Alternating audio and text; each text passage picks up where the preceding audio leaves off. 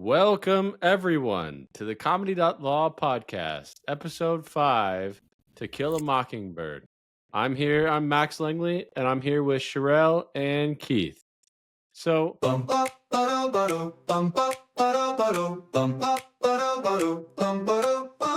Comedy.law, yeah, we're here to play.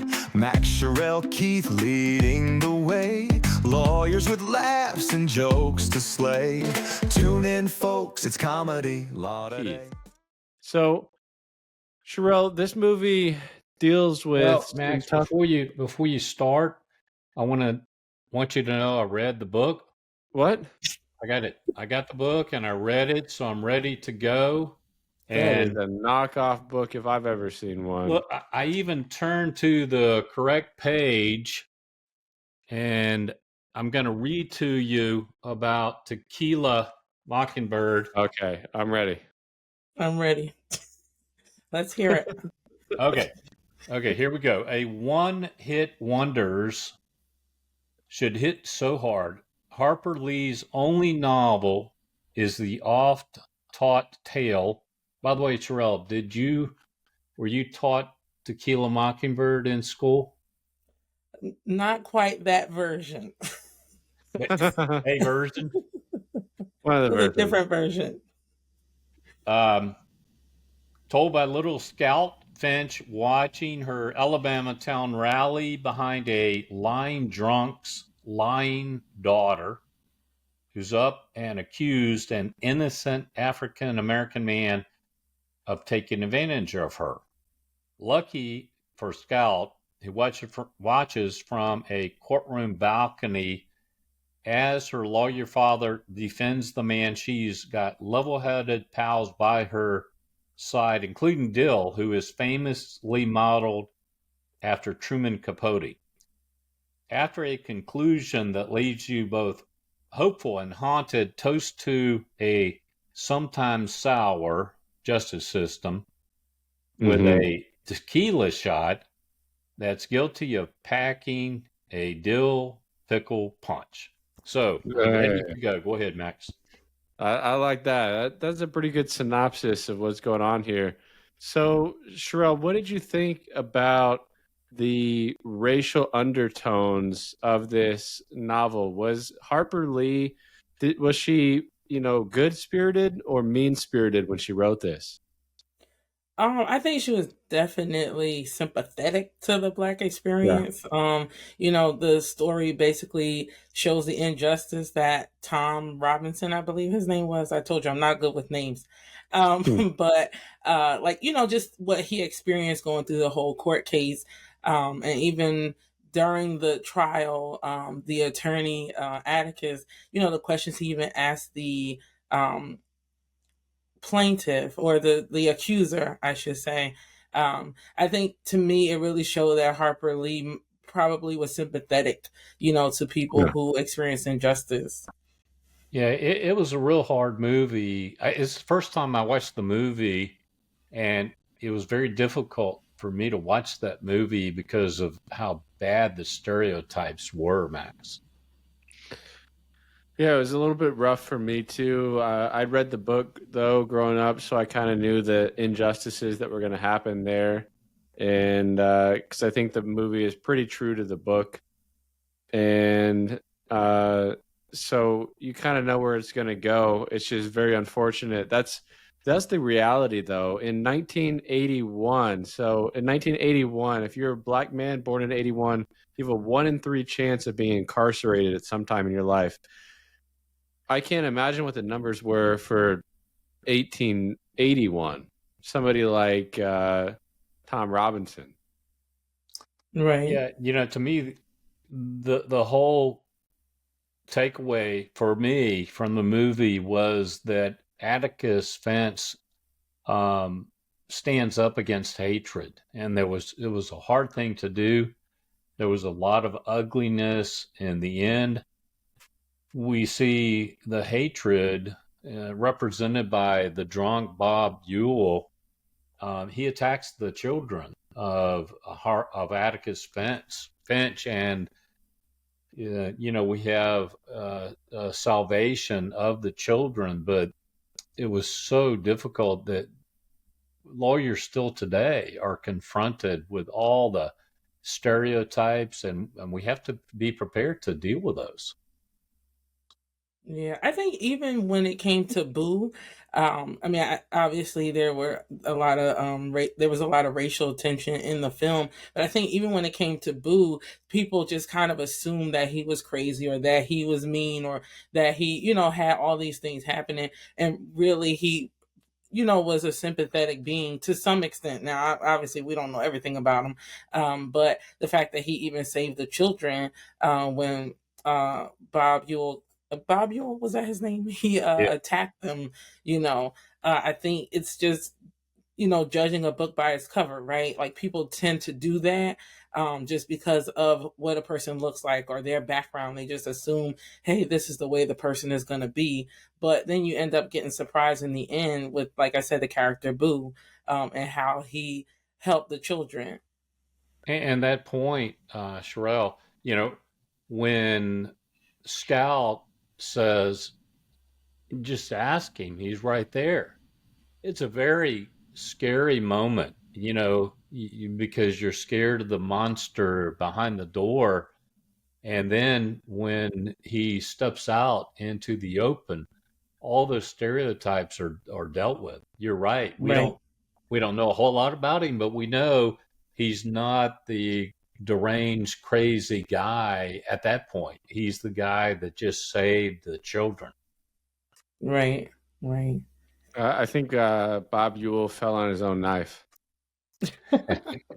And see, that's another thing that I have like mixed feelings about because, we think a lot about justice and what's right and making things equitable, right? Like, Yeah. um, technically, Boo murdered somebody, but at the same time, the other side of it was he was protecting these kids from essentially the person who actually was the monster, you know. So I guess I understand their decision to kind of not press charges, but on the other hand, it's like, well, he did murder somebody. Well, the whole issue there was he was in a fight. We saw through Scout's eyes a little bit, or heard a little bit about the struggle between Boo and Bob, and it was a fight to the death, if you will. So what could have happened should have happened. He was in the fight because Bob was attacking the children. So as a takeaway, yeah, I mean, you got to deal with the stereotypical Alabama small town jury issue, which we saw, and that's what the sheriff decided not to put Boo through. But essentially, for me, I thought it was the right answer. That's where the justice system should have ended up. Well, and Boo was already went through the justice system once and the justice system had already failed him by putting him in places like solitary confinement, which, as we now know, is a total failure of a justice system. Solitary confinement messes you up so much that you really can't recover from it. That's a great point. I didn't think about that, but the fact that Boo, was incarcerated down in the dungeon and the mold and all the things that we kind of heard about, I didn't really put together that the justice system had already failed Boo one time, failed to deal with his mental health issue at that time. Right. Well, how do you guys That just feel gets me about? emotional, I guess. I don't get it. Allergies. Go ahead, Shirelle. I was just gonna ask, as far as Atticus Finch's character, how do you think he felt as, a white man standing up for a black accused person, and he has these two small children, that he has to protect, and you never know like what this mob is gonna do, because they're willing to throw this black man in jail, even though there's a possibility he might be innocent. What do you guys think about that? I'll take that first, and then Max, it'll come to Uh, you. But wow, what a huge issue. When the judge comes over, sits on Atticus's porch and says, "Hey, will you take a case and defend Tom? And the whole town hated Tom, and Bob hated Tom, and you know, forget the fact that Tom didn't really do anything, didn't do anything to get accused, but here you have a lawyer who has to essentially stand up to the entire town, stand up to the stereotypes, the justice system. And it's amazing that Atticus is willing to do that, willing to risk his livelihood. These are his clients in this small town, and expose himself and the children to all of this danger and hatred. And, in the movie, Shirelle, we see that I never felt that Atticus, was really in danger, because I just didn't feel like, even when the mob was outside the jail, um, and he was standing up to them, it never occurred to me that he might get attacked, because he seems so tough. But what we saw is the evil represented by Bob ended up attacking his children. So I think it's a very difficult thing. And by the way, when Atticus, there was an Academy Award for that portrayal of the lawyer in that stereotypical Alabama town. Yeah, I was blown away by it, and I think that is and there's really momentous occasions in every lawyer's career where you can do something where you stand up for what's right, and that's what Atticus was doing. Atticus was trying to show his children that this is what you do. You stand up for what is right. Well, And and Shirelle, for me, the issue about being scared and having concerns about what happens in the courtroom, that's a very real thing. And that continues throughout your career. And I thought Atticus, played by Gregory Peck, did a great job of confronting the accuser and confronting Bob Ewell when they were on the stand. Um, Certainly, you would have expected there could have been some more, but the jury was seemingly not willing to listen to the issues that he brought up. So, what was your takeaway, Shirelle, of Gregory Peck's display of Atticus Finch, and what do you think that his fears and concerns were when the judge asked him to take the case? Um, I don't necessarily. I didn't, like you said, I didn't really necessarily get the idea that he was fearful or afraid. I think for him, the important thing was to make sure that justice was served, to make sure that he represented his client, the best that he could. I don't think there was ever a question in his mind about like, hey, I'm going to do this job and I'm going to do it well. I'm going to protect this person, and this guy is probably innocent. So I think if you already have the understanding that the person is innocent, I don't think there will be a question of whether or not you're going to represent them. Um, so I think Well, he was definitely a strong person. I think his character was definitely one of integrity and standard, regardless of whatever other people were saying.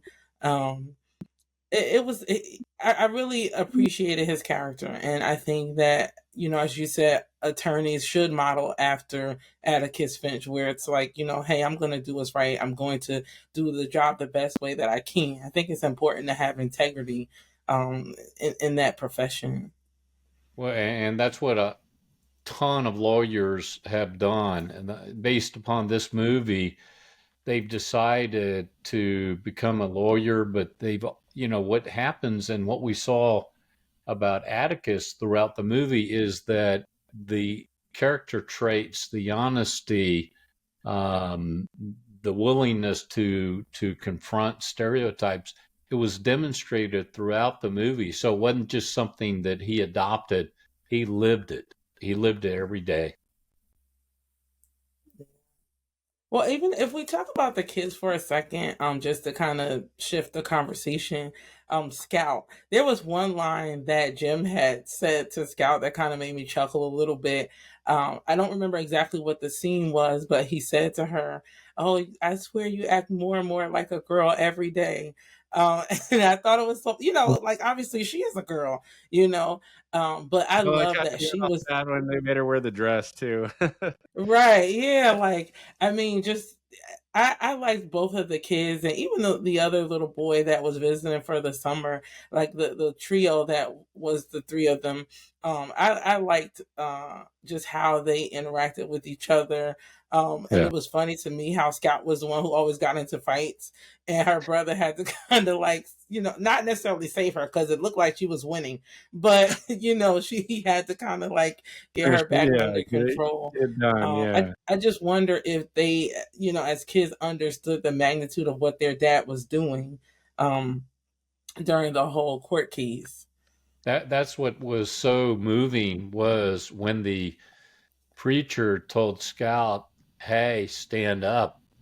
Your father is passing." And the point there was the entire balcony was applauding Atticus Finch for the what he had just done to represent Tom Robinson, to be the voice of Tom. That's what this girl in Miami, I said, what does being a lawyer mean? And I was teaching these ninth graders, and she goes, it means being a voice box for the voiceless. And I was like, Mm, dang, you're a poet. And you could make a good lawyer. And I'm like, yeah, that's exactly what Atticus is. And that's what every lawyer is, really. Well, that's when Jim was told. I think it was the woman next door who said, "Hey, your father is the one who does the unpleasant jobs for us." And basically, there's a whole lot of unpleasant work in the world, and it needs people to do it. yeah. How do you feel? I mean, as a parent yourself, Keith, how important is it to teach your children to stand up for what's right, to respect other people, not to make judgments, things like that? Impossible. It's pretty much impossible. I mean, you do the best you can do. I think, it goes back to the understanding people walk a mile in their shoes, and you try to portray that, you try to portray your character traits every day. It's not something that you just say, "Hey, let me put on my cloak and suddenly become this magic person." Shirelle, I mean, you are hopefully you are walking the walk every day. And I think the judge and the jury and the client sees that, understands that, and it's very important that you demonstrate that. But here we saw, you know, Dill, his name was Dill, that little boy, and Jim and Scout. And Atticus said to them, um, hey, there's a lot of issues in the world. There's a lot of concern. There's a lot to be fearful of. But he tried to a little bit puncture that and say, don't worry, it's all just talk. It's a blowhard thing. So he's trying to minimize the concern. It turned out to be real because we had Bob attacking the children. But I think the job of the parent was to not let fear take over your behavior. That was a long way of saying it's hard.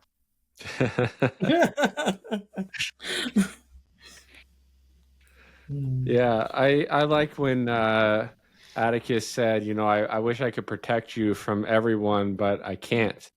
He goes, that's impossible. And he said there are these racist people out there, and I can't keep those people from you. I can't keep you from them from you. And I think that makes us stronger to go through that, to go through those kinds of everyday trials and tribulations too. And it sucks that that has to be something that people go through, but going through it shapes who we are, makes us even stronger, I think. And that's why, Scout, all those fights she's so strong. You don't mess with Scout. Right. And that was Harper Lee's character. Harper Lee modeled Scout after herself. Oh wow. Okay. Well, I let know me the ask, book was kind of about her family and things that she experienced growing up. Yeah. So, you mean this book? Not quite. So, are there any Shirelle, recipes in there, Keith? there are a bunch of them. Yeah, you got to get a copy. Um, but let's go back to the ugliness in the world that we all see every day, and I want to talk about difficult opposing lawyers. When that comes up, which it comes up quite often, what do you do? How do you react to that? And do you try to change them from being so mean and ugly, or do you just recognize, hey, that's going to happen. I'm going to do what I should do? Is that question for me or for Yeah. Max? Yeah, for Yeah. you. I'm sorry. Ask it again. Well, the issue is when you have difficult opposing counsel, they may be mean, they may be nasty, they may be like our friend Bob Ewell here, um, and you have to deal with them. Do you ignore them and go on and do your stuff, or do you try to impact their meanness and ugliness? Um, to be honest, I mean, even just in general, dealing with difficult people, I wouldn't say you would ignore it because you can't. You have to deal with the person. You have to communicate with them, especially when it comes to like litigation or if we're dealing with an issue and we're trying to resolve it. I just think people always say killing with kindness. Not sure how well that works, but. But I feel like personally for me, I'm always going to maintain my professionalism. I'm still going to be respectful. I'm not trying to change your mind or change who you are because, people are who they are. There's nothing I can do to kind of make you be different. I can try to show you maybe my perspective on things. I can try to reason with you. There are times where people like that are not reasonable. So there's really, I just try to move forward. I try to be respectful, be professional, and get the job done. Max, what do you do? Do you experience that a lot? And if so, what do you try to do?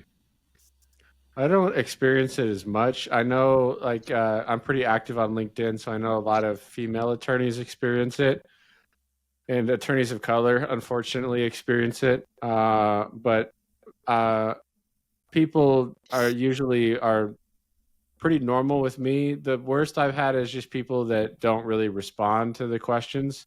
But later, like one of those became one of my close friends. So you never know. With certain people, you can you kind of realize it's like what the movie was saying. If you walk in their shoes, like you can kind of recognize why opposing counsel is how they are. And some of them are like that because they think that's what a lawyer should be, like a pit bull, just somebody who's trying to attack, or somebody who's more gentle and cost avoidant. So you can kind of pick that up later on as you deal with them. You pick up why they are how they are. Yeah, I think what's so important to me, Shirelle, is to communicate to the client what I'm dealing with, not all the time, but the big picture overview is, hey, this lawyer or this client on the other side is very difficult to deal with, and here's a few examples. And I have seen it more lately. I agree with you, Max, that some lawyers think, hey, my job is to kind of be the hatchet man and to be on the attack at all times, and that somehow helps their cause. It makes things very difficult. It makes the justice system that we all live in very difficult to deal with. The saying is we have the worst system in the world except all the others. So it's a very difficult system, and it's made even more difficult when you have a difficult person that you're dealing with. I just want to deal with Boo Ridley as the opposing counsel because he never said anything. He made, Right. he was my favorite character. I remember when I read the book in high school, I was like, I like this guy. And then for some reason, when I was watching it, I kind of remembered in the back of my mind that I liked Boo Ridley the most. But then when I watched it, I was like, I forgot which lines I liked him for. I guess it was the absence of lines.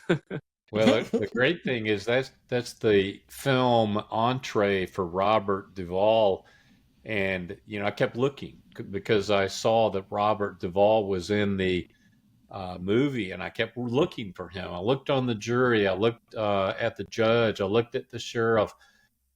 I never saw Robert Duvall, and then at the very end, when Boo is revealed, oh, there you go, that's Robert Duvall. It looked And like Johnny Depp, like with when he does the different colored hair. It just looked like Johnny Depp to me. well, it was great that he was portrayed as a very empathetic person. Took Scout's hand. Scout walked him back to his house. It was a very good portrayal.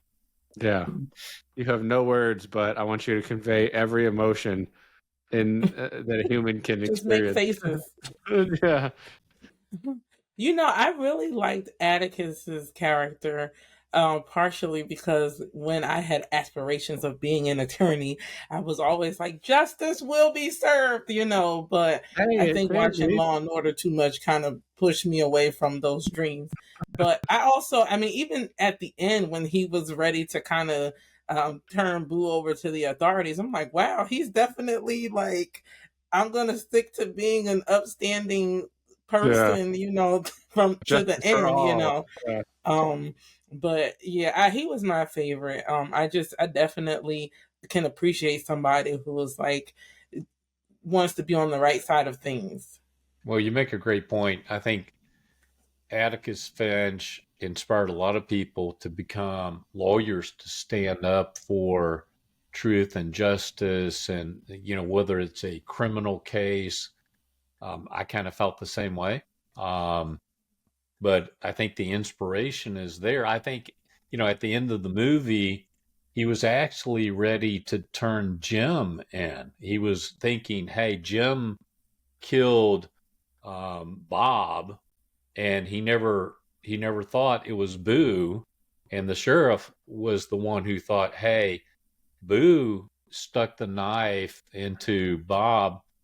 And the fact that Atticus was ready to deal with Jim killing Bob was a huge moment. And I thought it again showed that he walks the walk and walks it always. And he was ready to deal with the honesty of what happened, but recognizing that meant that Jim was going to be indicted. See, whereas I have much more family loyalty, I would not turn my dad in for those 47 crimes he committed in 1997. I think I they would wrote a not do book that. about that. Actually, they may have made a wine.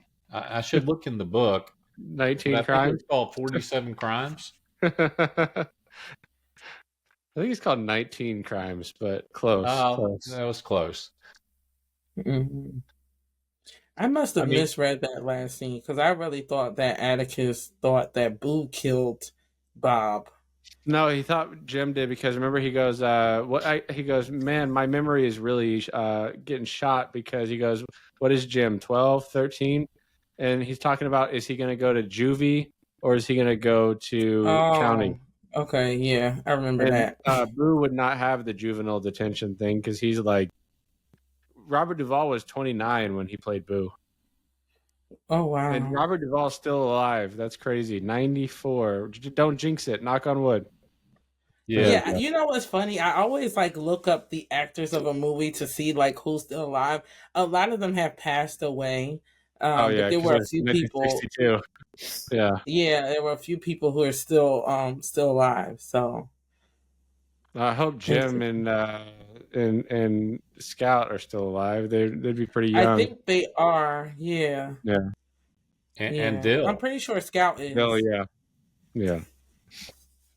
but the other little boy he passed away. Oh, did Oh he? no. Yeah, he was 42 when he passed. Uh, Passed really young. Yeah. yeah, that's the interesting part on movies. It's like it's made in that time, and so it's forever set in that time. So the movie was made in 62 and it's set in 39. Or at least that's how it starts in 1939. And it'll forever be like that. So, but that was such a good representation of To Kill a Mockingbird that there's never been a sequel. I misspoke last time and said I saw the Matthew McConaughey and Samuel L. Jackson sequel, but that's called A Time to Kill. It's not called To Kill a Mockingbird. Yeah, I think the important thing I want to focus on and get your thoughts, Shirelle, on this is the stereotypes. And we saw how Atticus dealt with them.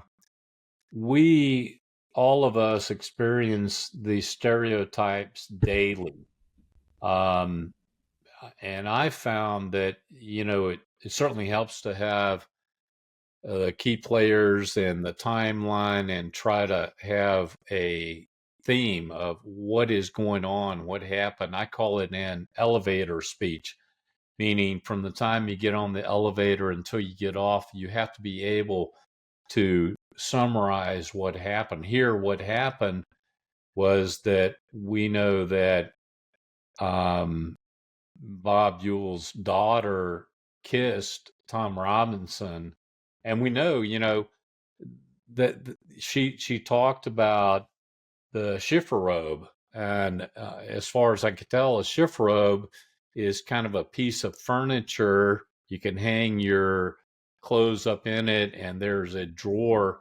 And to bust up a chifforobe, which is what she was asking Tom Robinson to do, apparently means to destroy a stereotype. The stereotype was that you couldn't have a white woman kiss a black man. And so there's sort of that underlayer of destroying the chifforobe. And then we see what happens.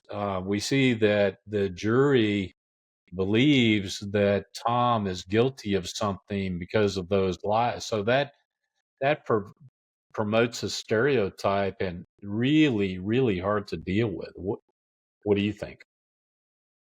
Sure. Yeah, I agree with you. I think um people will hold on to their beliefs, and it's difficult to be for them to when they're challenged, it's difficult to change someone's mind. If you've already decided like, hey, this is the truth, these are facts. um and even sometimes when people are presented with what the truth really is, it's very difficult for them to accept it, because that means everything that they believe was a lie. So I think like people are willing to die on that hill, so to speak, um, because otherwise their whole life would be, or not even necessarily their whole life, but their belief system would be kind of shattered essentially. I think it's unfortunate. I think that, thankfully today, there are so many people that are more open minded, that are more willing to kind of stray away from stereotypes. I mean, obviously, stereotypes come from some truth, but you can't live there, like you kind of have to be able to be flexible and to see different perspectives and have a better understanding of people, as a whole. Everybody's not the same. We're not cookie cutter, people. Well, you just said so many things that are so important, and I want to pick two of them, Max, and I want to focus in on this. Shirelle talked about, the jury, and I think it's so important that we have a system of justice that is based upon the verdict of the that jury, which here we'll say that's 12 people, but you have 12 people conferring, and there's no doubt that you're going to have stereotypes on that jury, but you don't have one person, you don't have two, you have 12, and that's what makes it so important. And the second thing is that, and we might talk about 12 angry men and the fact that, there was one holdout, and that one holdout can influence the other members of the jury. And that kind of goes back to the theme of what is going on.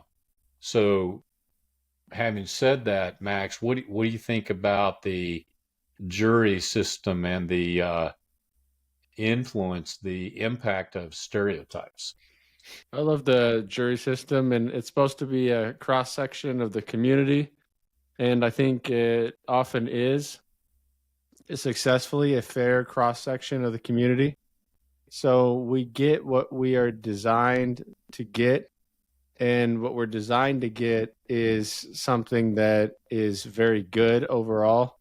It's going to have mistakes. Every system is going to have mistakes, but you pick which one that you can live with the best and you move forward from there. Yeah, I think what's so important is that, and here in this movie, there was going to be an appeal, and we have the right to appeal. You look at this jury, and it wasn't racially diverse. There were no women on the jury. I mean, it was kind of stacked against the defendant, Tom Robinson, and you still had Atticus willing to confront that issue and try to convey the true facts to the jury. But as you said, Shirelle, there are stereotypes, there are belief systems on that jury. You have to deal with that. All right, let's talk about the ending of the movie. Did you like the ending of the movie, or did you not like the ending of the movie? Are you neutral? I liked the ending of the movie. I thought it was really good. It's almost like showing John Wick or The Equalizer. It's showing that sometimes the justice system doesn't handle everything it needs to handle. So you Right. need this superhero of sorts. So Boo Ridley is almost this like superhero of sorts to correct all the flaws in the justice system. We still have a very flawed justice system, but it's improving. It's getting incremental improvement every day. As AI is coming on, as good AI is coming in, it's getting better and better. And I have high hopes for a better and better justice system. Yeah. I enjoyed the movie overall. I liked the ending because at least justice was served, in my opinion, like especially when it came to Bob and Boo. I think that I don't want to say bittersweet because I didn't necessarily think it was a bittersweet ending. It was really good. The film overall and even and the ending as well. I liked that. Boo probably has a chance. I mean, I'm probably thinking too hard about it, but if there was more to the story, he probably would have a better chance of being accepted by people in the neighborhood, whereas Yeah. people were just afraid of him. But I think now there's an opportunity for the community to grow and to learn and hopefully little by little chip away at those stereotypes. Yeah, I look at it as two endings to the movie. The first ending is when Tom gets killed, convicted, and then killed, and I really didn't like that at all. And then you had another ending when the children get attacked by Bob Ewell, who represents evil, and goodness comes out in the form of Boo, and you know wins that struggle. So I really, really like that. And I like finally to see Robert Duvall. All right, we're right at 40 minutes. I think that's a good time to end it, unless anybody's got anything big.